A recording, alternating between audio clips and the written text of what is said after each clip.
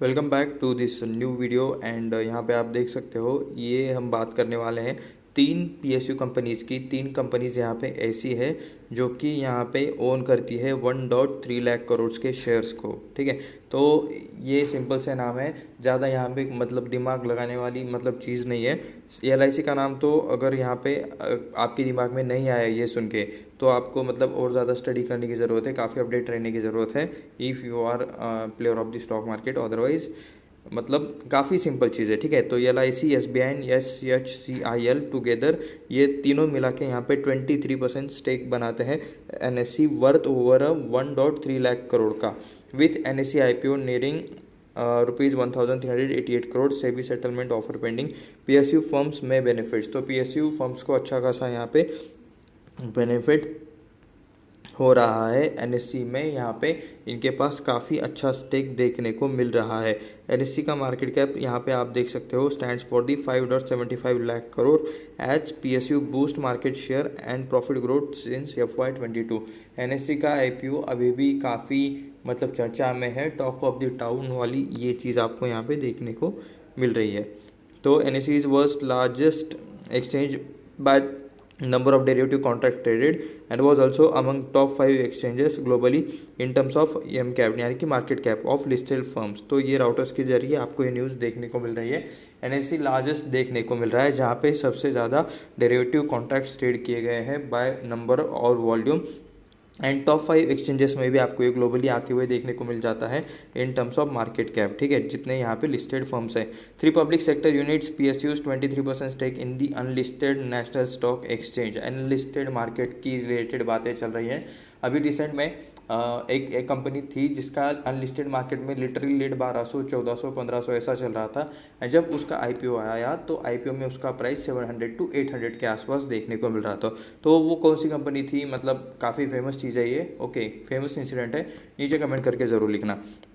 तो देख सकते हो यहाँ पे 1.3 लाख करोड़ के आपको यहाँ पे देखने को मिल रही है इस 23% स्टेक की value at the rupees of 2325 per share as per data from the shares card and unlisted zone. तो ये आपको डेटा देखने को मिल रहा है कुछ इन रिपोर्ट्स के जरिए, वेबसाइट के जरिए। This includes the large holding of life insurance corporation. Okay, 10.7% यहाँ पे LIC होल्ड करता है। Stock holding corporation of India भी देख सकते हो, SHCIL, ये यहाँ पे 4.40% होल्ड करता है। एंड SBI 3.23% यहाँ पे आपको होल्ड करते हुए देखने को मिल रहा है। Holi own investment banking subsidiary SBI caps 4.33%। Okay, the total market capitalization of the country's biggest exchange stand at the 5.75 lakh crores at the current price। तो अभी जो यहाँ पे प्राइस चल रहा है उसके हिसाब से इसका अगर NSE का मार्केट कैप निकाला जाए तो वो हो रहा है 5.75 लाख करोड़ का। तो आप नीचे कमेंट में बताइए कि NSE का ये जो मार्केट कैप है, वैसे इससे भी बड़ी लार्ज कैप कंपनीज है अपने पास, तो इसके हिसाब से मतलब क्या NSE डायरेक्ट निफ्टी 50 में आ सकता है? एक क्वेश्चन है। ये एक एक्सचेंज वाला स्टॉक है, तो क्या इसको निफ्टी 50 में लाया जा सकता है अगर ये इतना ही मार्केट साइज से, मार्केट कैप से बड़ा है?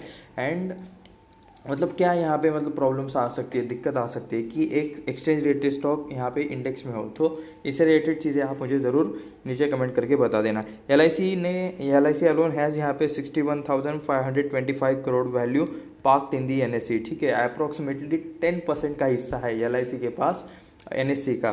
तो 61,525 करोड़ का वैल्यू खतरनाक है। वैसे LIC के पास बहुत पैसा है। LIC ने इतने यहाँ पे लास्ट मतलब पुराने टाइम से इन्वेस्टमेंट करके रखा है कि लिटरली आप सोच भी नहीं सकते। LIC पर एक सेपरेट वीडियो चाहे तो बन सकता है।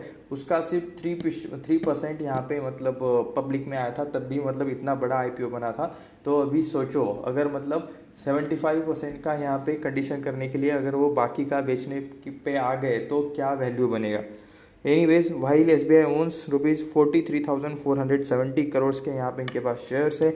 Both SBI and LIC are the 2 largest PSUs। Okay, with rupees 7.18 lakh crore and rupees 6.05 lakh crore. Okay, ये SBI और LIC दोनों यहाँ पे अच्छे बड़े खासे आपको लार्जेस्ट PSU देखने को मिलते हैं respectively in MCAP। Market capitalization में भी ये आपको काफ़ी बड़े देखने को मिलते हैं। The value of shares owned by the SHCIL, ठीक है, अ पार्ट ऑफ IFC है, तो IFCI का ये आपको पार्ट देखने को मिलता है 25,300 करोड़ का आपको ये देखने को मिल रहा है। तो private equity investors who own large stake in NSE includes Aranda investment Mauritius. Okay, private equity investors जो मतलब कुछ यहाँ पे NSE में होल्ड करते हैं, ठीक है कुछ। तो उसके बाद PI अपॉर्चुनिटीज़ फंड भी देखने को मिल रहा है, MS स्ट्रैटेजिक मॉरिशस, ये भी आपको, अच्छा मॉर्गन स्टैनली रिलेटेड भी फंड आपको एक देखने को मिल रहा है। NSE is world's largest exchange by the number of derivative contracts and also the 7th largest exchange globally। तो सातवां आपको ये वर्ल्ड का लार्जेस्ट एक्सचेंज देखने को मिलता है in terms of MCAP listed firms. Okay, May 31, 2025 according to the World Federation of the Exchange. ठीक है, तो ये कुछ डेटा है NSE related. SEBI chairman Tuhin Kanta Pandey told FV recently that Financial Express, ठीक है, इस पे यहाँ पे हम मतलब जिस वेबसाइट पे हम आर्टिकल पढ़ रहे हैं उसका नाम। And then the NSE initial IPO is on track and most paper work is already sorted. NSE का यहाँ पे NSE और सेबी का यहाँ पे कुछ चल रहा था लास्ट टाइम, एंड कुछ 1000 करोड़ के रुपीज़ में सेटलमेंट रिलेटेड चीज़ें भी हो रही थी, ठीक है। एंड मैक्सिमम पेपर वर्क हो चुका है। There is no obstacle remaining in the case of NSE। There is some legal settlement and other things, some amount will have to paid those cases. ठीक है, कुछ केसेस हैं उनसे related settlement बाकी है and would have to be withdrawn and so on. तो कुछ चीज़ें यहाँ पे विड्रॉ होने वाली हैं, सेटल होने वाली हैं, उससे रिलेटेड चीज़ें आप यहाँ पे देख सकते हो। मेन बोर्ड 619 कंपनीज लिस्टेड है यहाँ पे। ओके, नहीं 2025 एज पर 2025 2735 कंपनीज लिस्टेड है, ठीक है, जिसमें से 2116 कंपनीज यहाँ पे आपको मेन बोर्ड कंपनीज देखने को मिल रहा है NSE यानी इक्विटी के प्लेटफॉर्म पर। और एंड 619 कंपनीज ऐसी है जो कि यहाँ पे SME के प्लेटफॉर्म पर लिस्टेड है। तो ये भी आप यहाँ पे देख सकते हो। कंबाइंड सबका मार्केट कैप निकालेंगे तो 457.59 लाख करोड़ का आपको यहाँ पे देखने को मिल रहा है एज पर दी जून 27, 2025। तो ये था NSE रिलेटेड एक छोटा सा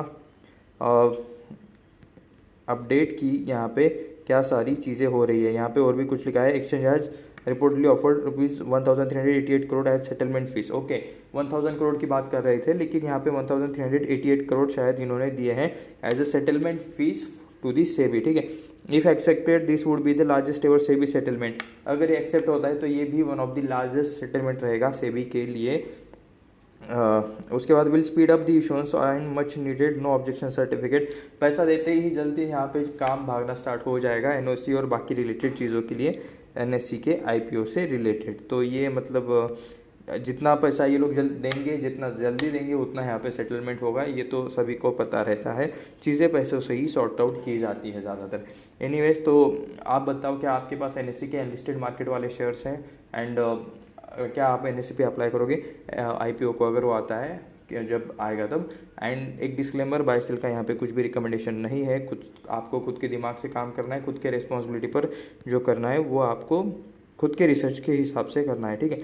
ये वीडियो सिर्फ रिसर्च एंड एजुकेशनल पर्पज़ के लिए था, ये मैं आपको यहाँ पे क्लियरली डिस्क्लेमर दे देता हूँ। उसके बाद क्या यहाँ पे और कुछ हमने छोड़ा है? जी नहीं। तो देख सकते हो 3 PSU मिलके यहाँ पे 1.3 लाख करोड़ बनाते हैं यहाँ पे NSE में। इतना इनका अभी के हिसाब से वैल्यू है। अभी ये इसका वैल्यू है, अनलिस्टेड मार्केट का वैल्यू है, ठीक है। तो क्या यहाँ पे ये वैल्यू इंक्रीज़ हो सकता है? ये भी चीज़ आप मुझे नीचे कमेंट करके बता सकते हो। मिलते हैं नेक्स्ट वीडियो में, धन्यवाद।